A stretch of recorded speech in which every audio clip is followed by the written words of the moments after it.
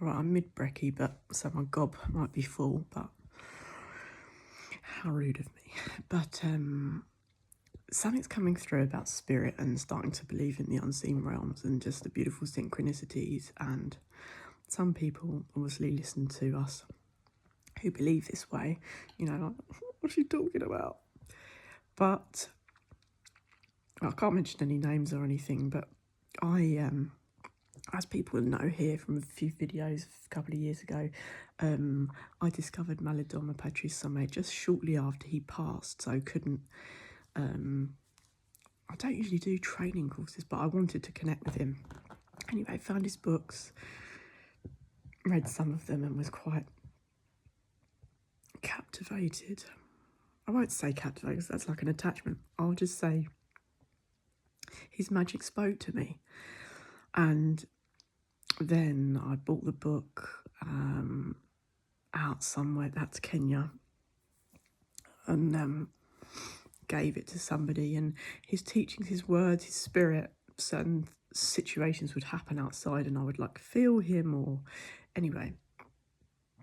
And then someone else read his book and read it quite intently and resonated with things and saw certain comparisons to his life and various beliefs around the missionaries and, you know, deprogramming from what we're brought up with within our cultural systems and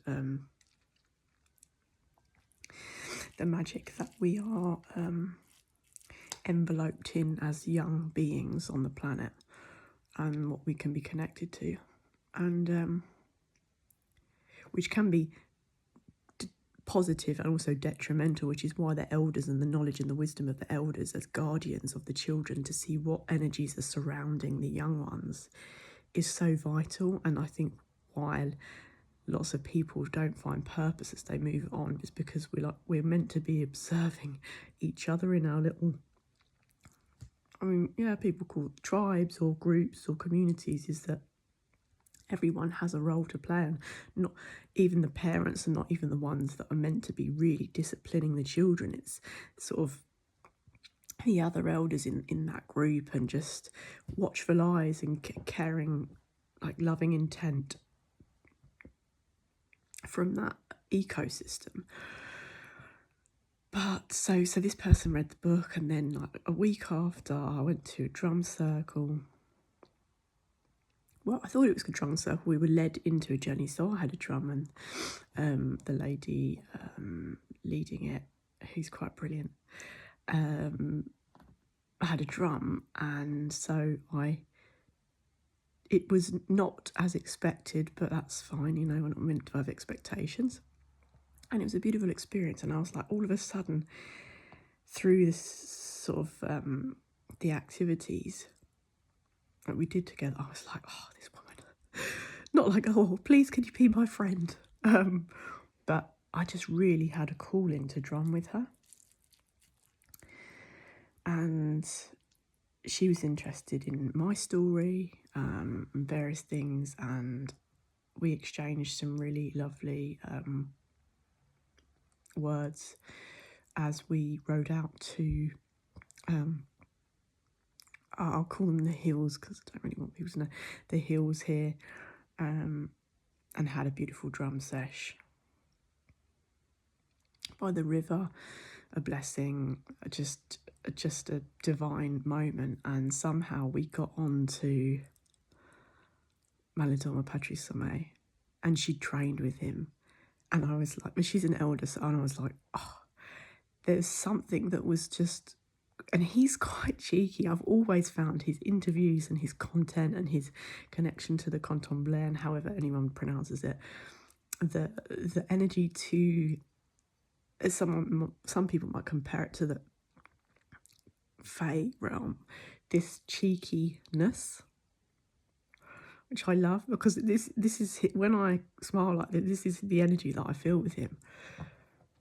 Because having been through so much, like, he's always found the joy and the balance and been able to share his story and wisdom with humour and with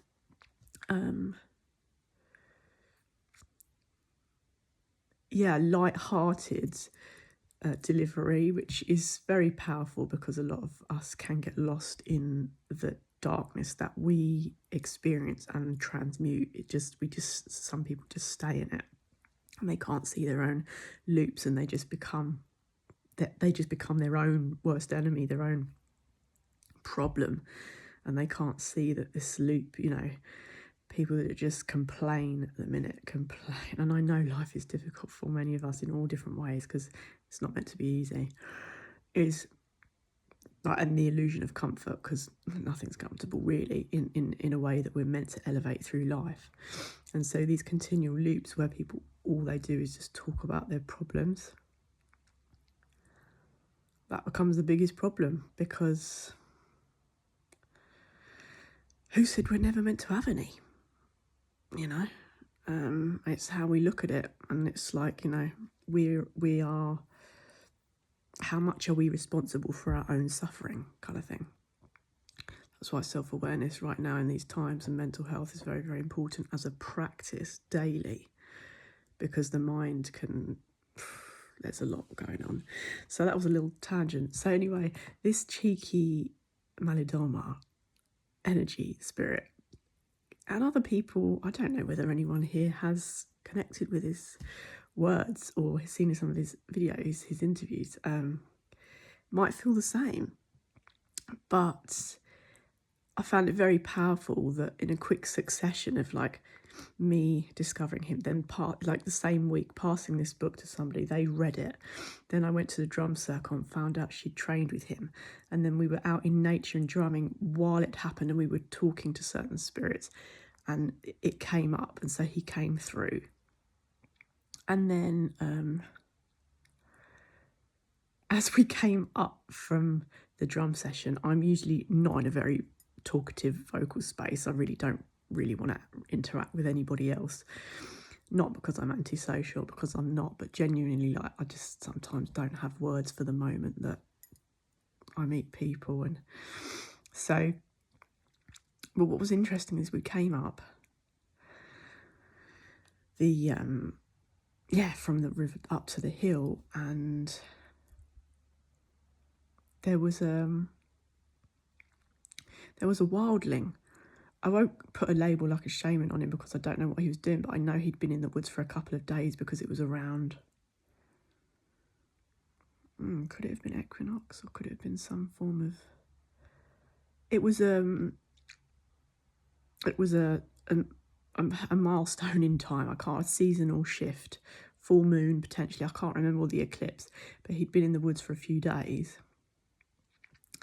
and invited us to sit down with his fire, and he then mentioned Malidoma, Patrice, and I was like, and he knew my older friend, the drummer, she, we were in the middle of the woods and he knew her. So it's just quite magical. And so this connection, if we so believe, of feeling the spirits of those whose work in shamanic practice we resonate with, and we also, I don't know, just feel deeply, is something that I don't take for granted, because again, not everybody feels it, and we'll all feel it in our own way. But that beautiful synchronicity for me always helps me keep the magic alive, keep my light topped up and sourced, because it's magical to me, because not everybody knows him, not every shaman practitioner knows about him or his work on the realm, or would even resonate with it. So it was quite magical, and I guess I wanted to come on and share because it feels great energy. His story was a powerful becoming and overcoming of some intensely unjust scenarios in his life, and I just want to honour his spirit and honour 111 on the clock just passed, was honour this elder that I'm connecting with through the drum, because ceremony and ritual for me as a woman, especially where I'm at in this point in my life right now, is so important. I mean, it's solstice period right now, so the drum is an ancient tool, instrument for marking certain moments in time, and also just for cleansing and clearing, and also deeper connection to the realms. And yeah, I guess I would encourage those of us sensitive beings to be connecting with sound right now, to help us through, and also potentially just to discover new things inside of us, new ideas and new ways of moving through these moments. So yeah, honouring the drum, honouring Patrice, Malidoma Patrice, and yeah, I think that's enough ramble. I'm going to finish my food now.